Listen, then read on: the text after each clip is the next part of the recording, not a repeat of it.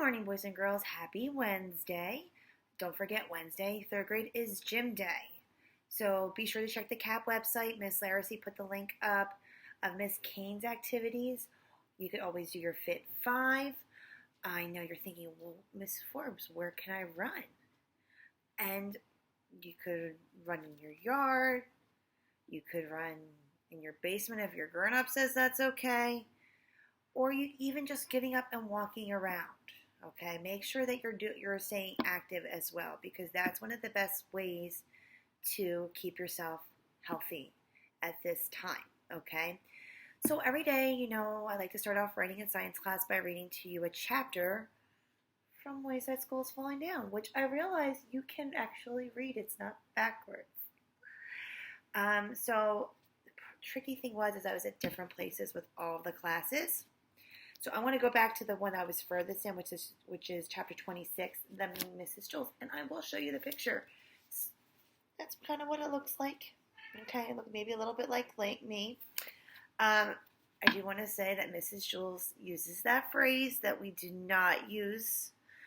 Shut up. Don't like it, but it's in the story. Okay, so here we go. Enjoy.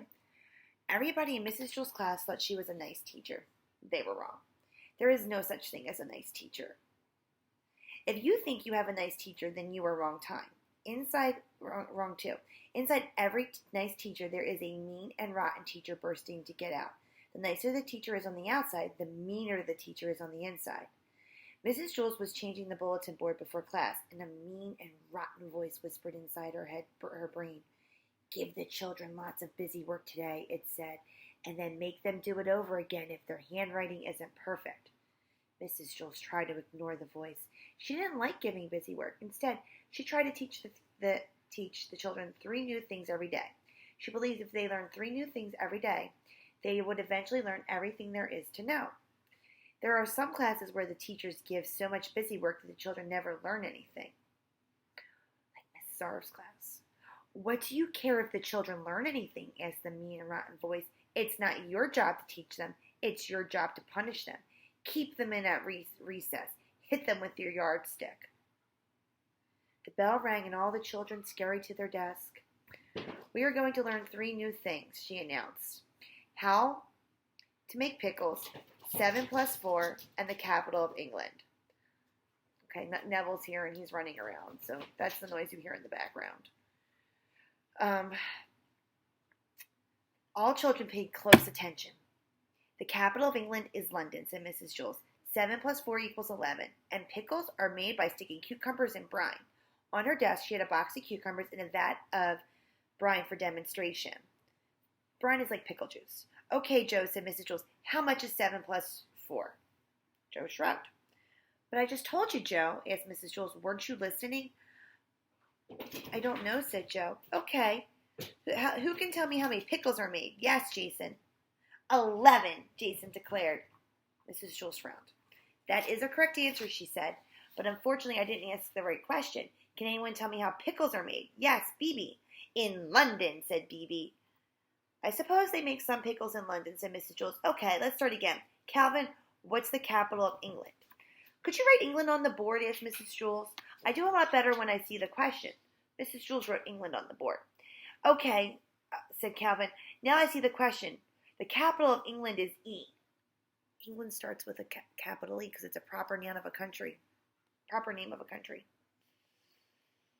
"Yeah, that's one capital of England," said Mrs. Jules, had to admit. "Okay, I will say it one more time. The capital of England is London."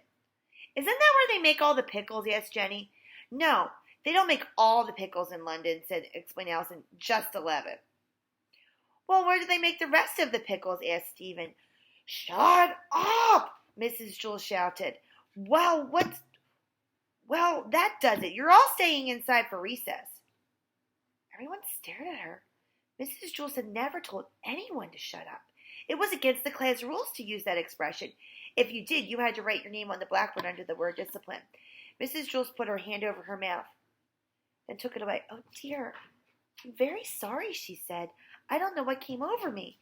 She wrote her name on the blackboard under the word discipline. "Perhaps you'll learn the lesson better if you write it down," she suggested. She suggested.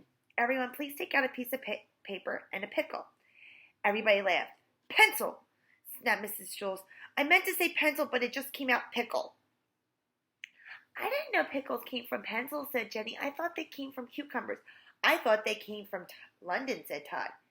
Mrs. Jules made an ugly face. Todd, didn't I just tell you to shut up? She asked. She picked up her yardstick and held it over Todd's head. Well, answer me, she demanded. Didn't I just tell you to shut up? Yes, said Todd. How dare you talk back to me, snapped Mrs. Jules. Didn't I just tell you to shut up? Todd kept his mouth shut. Well, answer me, she demanded.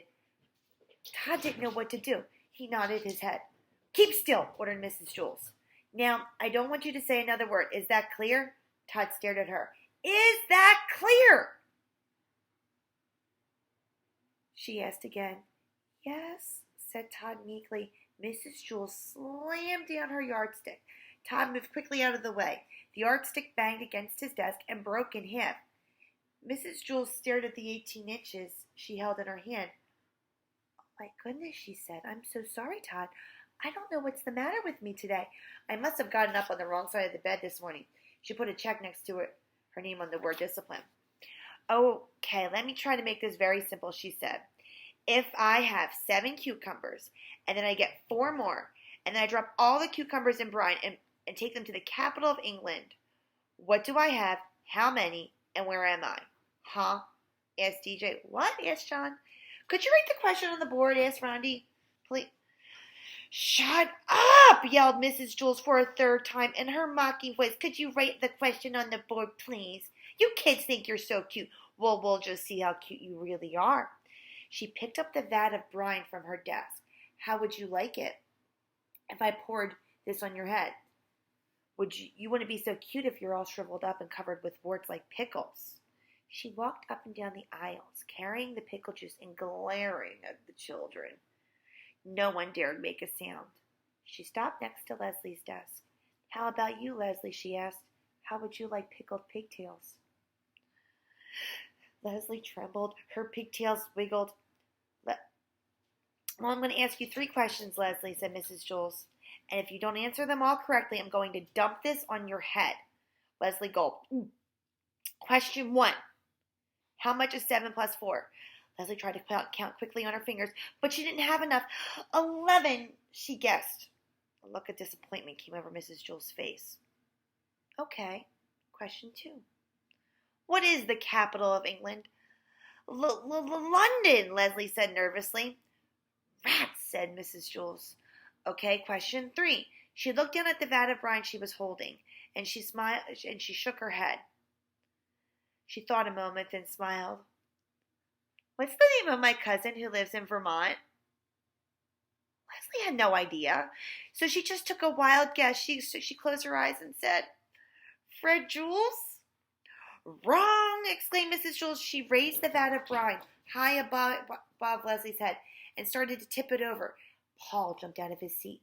Those pigtails had once saved his life, and now it was his turn to return the favor. He pushed the vat of brine back the other way. He was just trying to push it up straight, but he pushed it too hard. It poured all over Mrs. Jules, drenching her. Paul froze in terror. Mrs. Jules blinked her eyes. Pickle juice dripped down her face. Thanks, Paul, she said. I think I needed that. The brine had cured her. She'd circled a name on the blackboard and sent herself home early on the kindergarten bus. Okay, tomorrow we'll do chapter 27, Lost and Found. I know some of you have read that. Make sure you do your Fifth 5. If you have any questions with your assignments, I will be online from 12 to 3 today. You can class tag me. You can have your grown-up email me. Be sure that you're working hard. You keep reading, practicing your multiplication tables. And try to do something nice for your grown-up today. I don't know. Draw them a picture. Maybe listen when the first time they ask you to do something. Do it without having them to repeat themselves. Because everybody's kind of probably getting on each other's nerves a little bit. Okay? Mr. Forbes is getting on my nerves. Don't tell him. Okay?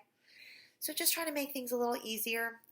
I'm going to try to be back on later today. I'm going to do the Doug experiment. I'm going to try to make a rainbow in my house.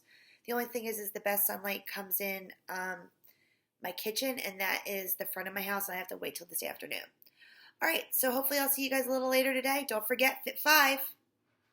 Don't forget. All right, see you guys. Bye.